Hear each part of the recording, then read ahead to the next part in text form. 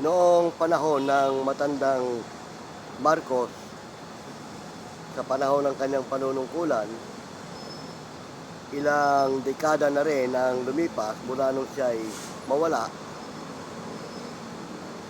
ay tila bumabalik na naman ang sitwasyon ng ating bansa sa lumang lipunan. At unti-unti na naman naglalaganap ang kung ano-anong mga krimen at kung ano-anong mga masalimuot na pangyayari dito sa ating bansa. Kaya nung panahon niya, ganito ang sitwasyon ng ating bansa noon. Kabi-kabila ang krimen, kabi-kabila ang kaguluhan, at naging masalimuot ang buong lipunan. Kaya nung mapuno siya at na siguro na niya na talagang kailangang masupil na ang lahat ng uri ng katiwalian at kasamaan, idiniklara niya ang batas militar. At sa ilalim ng batas militar, habang ito'y nagpapatuloy, makalipas ang ilang buwan, panahon, isinulong naman niya yung bagong lipunan. At diyan sa bagong lipunan, talaga namang nasaksihan ng buong mundo kung paano tumahimik at tumino itong ating bansa. At sa patuloy na pag-unlad nito, nagtagaan siya ng welcome balik bayan. Dahil nung pagbaba ng martial law, sa takot ng iba, lalo yung mga may pera, lumayas dito. Sumibat. Lalo na siguro yung mapaggawa ng katiwalian. Mapaggawa ng aliwaswas. At totoo yun, pagbaba ng martial law, lahat ng mga masasama na ayaw madali nung tinatawag na 1081, lumayas dito. Diba? At yung mga inabutan na nandito, talaga namang nakaranas makulong. Pinakamababa sentensya ng 1081, kulong ka eh. At pag mabigat-bigat ang kasalanan mo, firing squad. O, di ba yung drug lord na si Lim Sing? O, nung matimbog siya, nakatikim siya ng firing squad. Siya ang kauna-unahang nakaranas ng firing squad dito sa atin. Nakaporma ba ang Chinese noon? Wala. Ultimo yung West Philippines na yan. Hindi makaporma Chinese dyan nung panahon ng matandang Marcos. Hindi tulad ngayon. Di ba? Mula nung itatag niya ang batas militar, talaga namang lahat ng masalimuot na lugar at kinakatakutan lugar tumahimik, tumino at naging mapayapa. O, di ba? Yung mga kaidaring ko na nakaranas ng martial law, alam nila yan. O, pero yung mga bago ngayon, yung mga kabataan ngayon, hindi nila alam yun. Baka kwento-kwento na lang ng kanilang mga magulang yung tungkol sa martial law. Pero yung mga nakaranas nun, tulad ko, gusto ko yun. Nung primerong baba ang martial law, totoo naman talagang nakakatakot, maraming natakot. Kasi siyempre, batas militar. At marami rin nagsasabi na ang ginawa ni Marcos na batas militar dito sa atin, mild. Hindi talaga martial law na malupit. Bakit? Ang tunay na martial law, pagdating ng alas 6 ng hapon, curfew hour na yan hanggang kinabukasan ng alas 6. Yan ang batas militar. Pero hindi niya yung ginawa. Ginawa niya ang martial law, ang curfew hour, alas 12 ng gabi. Sa kabila nun, naglunsad siya ng curfew pass para doon sa mga nagtatrabaho. Dahil marami nagtatrabaho umuwi ng gabi. Pero kung tunay na martial law yun, kailangan alas 4 nasa bahay ka na. Dahil pag inabot ka ng alas 6 sa kalsada, ay sigurado. May mga bansang nag-ano ng martial law. Talaga naman pag inabot sa kalsada yung tao, binabaril. Mga militar. Malupit. Pero dito sa atin, hindi ganun ang ginawang martial law. Palibasa nga ang ating Pangulong Marcos, mabait, makatao, makadiyos, hindi niya pinahintulot yung ganun. Disiplinado ang mga military. Kung ano lang ang order niya, yun lang. May policy sinusunod. At sa kabila nun, talaga naman, sa ilalim ng bagong lipunan, ilang dekada nagdaan, tumahimik talaga ang bansa.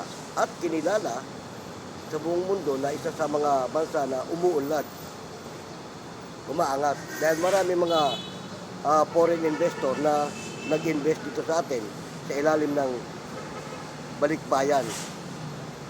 Di ba? Yung mga dati may negosyo dito na naglayasan, nanumbalik. Ganon.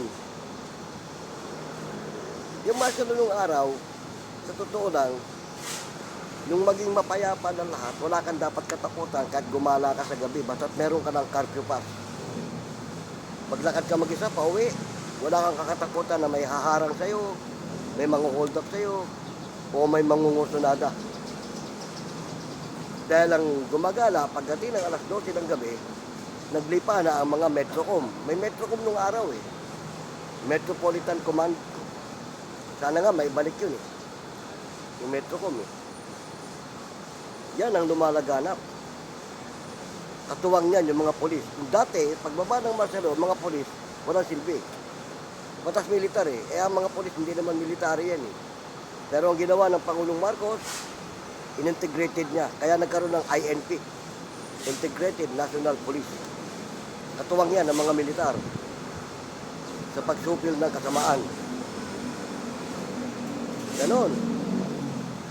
Kaya naging mapayapa ang ating bansa. Sa ilalim ng bagong lipunan, umunlad tayo. Naging tahimik. Kahit saan kang dako magpunta, wala kang kakatakutan. Ang kakatakutan mo lang pag wala kang curfew pass. Ay, sigurado, karami bagsak mo. Kaya dito sa Fort Bonifacio. At nung panahon ng martial law, maraming pugante, maraming mga wanted na talagang natimbog. Kasi, halos gabi-gabi may zona sa iba't ibang lugar. May zona. Tuwing madaling araw. Diyan sa zona na sinasagawa, diyan maraming natimbog na mga wanted. At yung mga may kaso. Kasi pagka nasama ka sa zona, dadaling ka sa karami. Riribisahin ang pagkatao mo, sisaya sa ating ka, i-hold ka ron. Kapag narebisa na ikaw ay may kaso, lalo at large ka, yung ika nga hindi ka nahuhuli. 99.9, swak ka sa kulungan. Buti nga, hindi ka pa-firing squad Kahit yung mga may mabibigat na kasong mga murder nun, hindi naman pinahiring squad Pero ang batas nun, 1081. Ultimo nga yung hukuman natin, paralisado, walang silbi. Bakit? Wala silang dapat hukuman Kaya pag nahuli ka ng militar, matik ka 1081 ka At ang kagandahan ng batas militar, tulad sa nangyayari sa atin ngayon, kabi-kabi na ang kaguluhan, bawat partido magulo, Senado, Kongreso, nagkakagulo. Nung pagbaba ng martial law, panahon ni Marcos, nung matandang Marcos, tinanggal niya yan. Tanggal ang Senado, tanggal ang Kongreso. Di nawala ang kaguluhan, nawala ang bangayan. Sino lang iniwan? Mga gobernador ng lalawigan at mga mayor, mga barangay captain. Tatlong klase lang na nanunungkulan ng iniwan. Gobernador, mayor, barangay, captain. Di lahat ng proyekto na gusto niyang ilunsad, walang humarang. Hindi tulad ngayon, may mga proyekto. Pagtatalunan pa kung saan-saan Kongreso, saan-saan Senado. Di ba? Yung panahon ni Marcos noon, ganun Kaya hindi matuloy-tuloy yung proyekto Tatalo-talo. Kaya sa buwisit niya, binaba ang martial law. Ay pagdating ng martial law, walang silbi ang mga yan. Wala yung Senado, wala yung Kongreso. Wala namang ibang batas eh. Batas militar nga eh. Ultimo nga hukuman, wala nang silbi. So, isa lang magpapatakbo, Pangulo. Lahat ng maiiwan sa panahon ng panunungkulan niya, tulad ng gobernador sa kanya magre-report. Mga mayor na yan. Mga barangay captain, sa mayor magre-report. At sa ilalim ng bagong lipunan, itinatag ni Imelda Marcos yung beautification. Pinakamagulong lugar, Tondo, pero number 1 na pinakatahimik na lugar at pinakamaganda sa beautification. O, di ba? Eh ngayon, nung mawala siya, ano lipunan natin ngayon? Bumabalik tayo sa lumang lipunan. O, di ba? Sa aminin natin siya hindi. Yan ang nangyayari sa atin ngayon. Bumabalik tayo sa lumang lipunan. Noong panahon ng martial law kasi, sa loob ng 20 taon yata na malagi ang martial law, talaga naman domino ang Pilipinas eh. Ang kamalian lang ng ating dating Pangulo, nung naramdaman niyang tahimik at payapa niya, inalis niya ang martial law. Nagkaroon ngayon ulit ng pagkakataon yung mga mahilig gumawa ng katawalian, mahilig gumawa ng kasamaan, nagkaroon ulit ng pagkakataon. At kasabay pa niya, nagkaroon ng snap election. Oh, na bagamat nanalo si Marcos noon, dinaan siya sa People's Power, inupo si Cory. Di ba? O, ngayon, mula kay Cory hanggang sa mga sinundan niya, ano nangyari sa bansa natin? Hanggang sa kasalukuyan ngayon,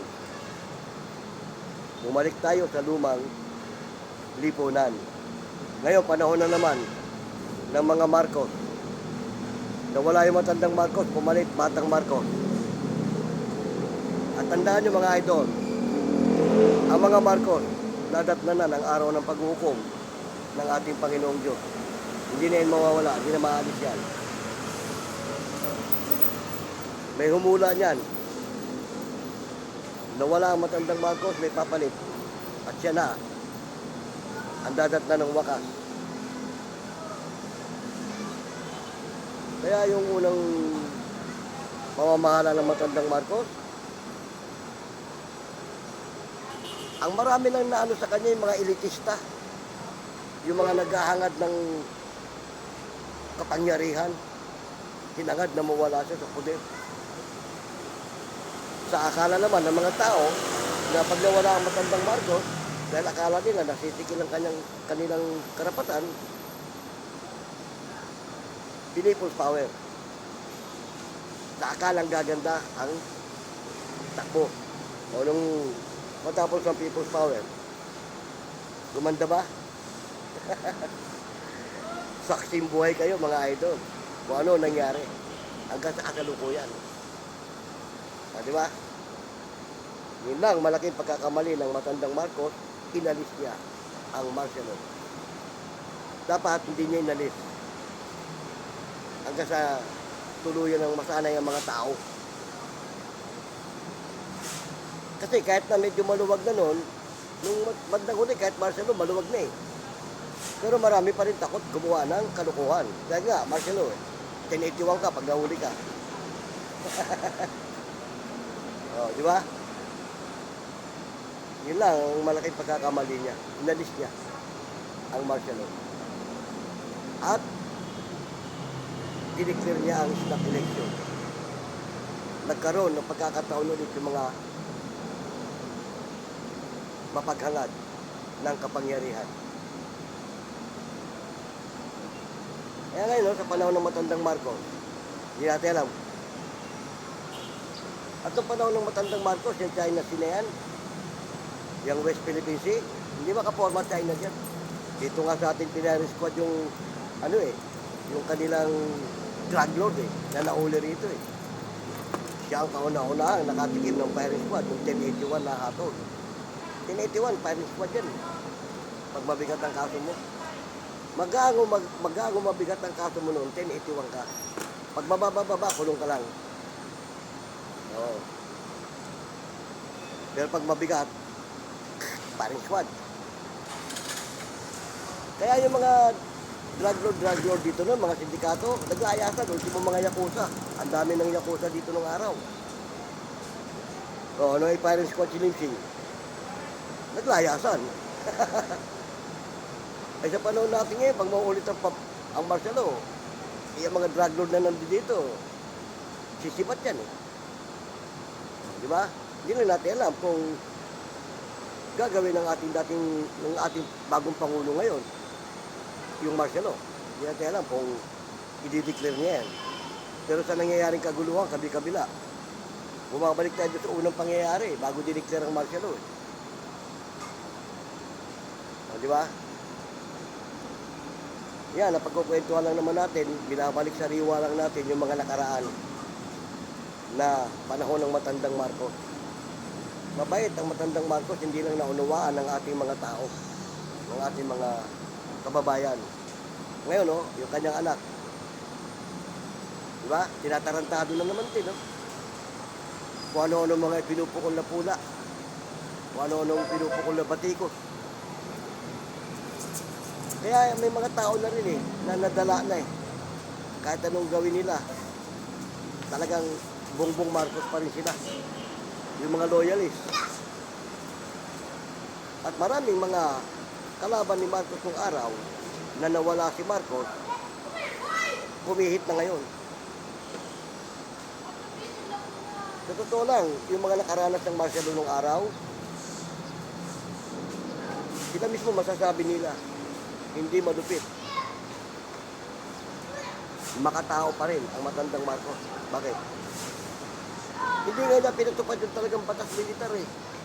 Na yung 6 to 6, yun ang tunay eh. Kaya nga maraming bansa nagsasabi maluwag daw ang martial law natin. Pero ganun pa man, kinatakutan ang bansa natin ng bawat bansa. Dahil talaga naman, pag ikaw, notorious ka, at dito ka nahuli, wala siyang pakialam kung anong bansa ka. Firing squad ka rito. Siyempre, batas militar eh. Oh. Pero ganun pa man, makatao siya. Yun ang hindi naunawaan ng iba natin mga kababayan. At ginusto pa rin nilang mapatalsik. Dahil sa akala nila na pag nawala ang Marcos, gaganda. Eh, ito tanong, gumanda ba? Hanggang sa kasalukuyan, gumanda ba? Mula nung mawala siya. Kayo, makakapagsabi niyan. Kaya kung mauulit ang martial law, ako gusto ko yun. Yung mga nakaranas ng nakaraang martial law, hindi na yan matatakot. Ang matatakot lang dyan, itong mga sa ngayon, mga kabataan sa ngayon, mga bagong sibol na mapaggawa ng kalukuhan. Jack, titikot yan, mga yan. Kaya mga Duterte na yan, mga ano na yan, pag nag-martial law, wala yan. Tahimik lahat yan. Baka maglayasan pa yan dito. Tulad na nangyari noong nakaraan. Naglayasan yung mga tarantado. Kaya na hindi lang alam ng ating mga kababayan na ang Pangulo natin sa ngayon mabait. Oo, mabait siya. Nagmana siya sa kanyang ama, mapagpahinuod. Oo. Kaya naman, sana naman, huwag nating abusuhin yung kabaitan ng ating Pangulo. Dahil siyempre lahat may hangganan eh. Bakit may ibinaba ng ating Pangulong Marcos yung martial law? Dahil nga naabuso na eh. Naabuso na ng gusto eh. Wala nang kinakatakutan, wala nang pinangingimian. Tulad ngayon, di ba, wala nang kinakatakutan. Ito lang si Epifanio Labrador eh. Wala kinakatakutan eh. At yung iba pang mga sekta dyan eh. Kaya wag nating abusuhin ang ating Pangulo. Yung mga nasa Kongreso ngayon, nasa Senado, makipagtulungan na kayo sa ating Pangulo. Trabahuin nyo na yung dapat yung trabahuin. At ang Senado, may kanya-kanyang region na hinahawakan. Ganon din ang mga Kongreso. Trabahuin nyo na yung trabaho natin, trabaho nyo. Isa ako sa mga nasa lingkod bayan, na katulad nyo. Bagamat sa barangay lang ako nagtatrabaho, ginagampanan ko ng maayos ang aking trabaho. Yan ang maano ko sa ating mga kababayan. Lalo na yung mga nasa lingkod bayan. Kayo, mga inihalal ng tao. Huwag niyo sayangin ang boto ng tao. Makipagtulungan na kayo sa Pangulo para manumbalik ang kaunlaran ng ating bansa, manumbalik ang katahimikan. Yung naging panukala ko tungkol sa kompetisyon, sa mga may tungkulin, pag yun pinatupad, maganda yun. Magiging abala ang lahat. Senado, Kongreso, magkukombine yan sa kompetisyon. Dahil ng lalawigan at mga saklaw nilang area, yan ang magkakasama sa kompetisyon. Mayor, Gobernador, Senado at Kongreso. Pag yan, lumahok sa kompetisyon, may kanya-kanya yan silang assignment. Oo, halimbawa, ang unang yugto ng kompetisyon, beautification. Kung sino unang makapagpaganda ng nasasakupan lugar, may premyo. Diba? Pangalawang kompetisyon, yung sa peace and order. Kung sino makapagpatino sa mga lugar na magugulo na nasasakupan nila. Hanggang sa matapos yung termino ng panunungkulan. At yun, nabanggit ko na nga, may premyo. Ano ba? Kasali ka sa kompetisyon. Nakita yung improvement ng lugar mo. Darating na eleksyon, tapos ng termino mo. Siyempre, hindi ka na pwedeng tumakbo. Isa yan sa magiging premyo sa'yo. Bibigyan ka ng extension. Diba? Bukod pa dyan, pera. Huwag mo na hangarin yung perang nakalaan sa'yo para sa yung tinatawag na budget. Kasi magkakaroon ka ng sarili mong pabuya o premyo. Kasabay nung extension kung tapos na ang termino mo. Pero, ang malupit dyan, ang definition naman yan, kapag walang nangyari sa'yo, kasali ka sa competition, walang nangyari, hindi ka na pwede tumakbo. Disqualified ka na forever. Kahit sa pinakamababang posisyon, barangay captain, kagawad, hindi ka na pwede tumakbo. Wala kang silbi. Diba? Ano silbi mo? Sayang lang ang boto ng tao sa'yo. At the same time, yung budget. Diba?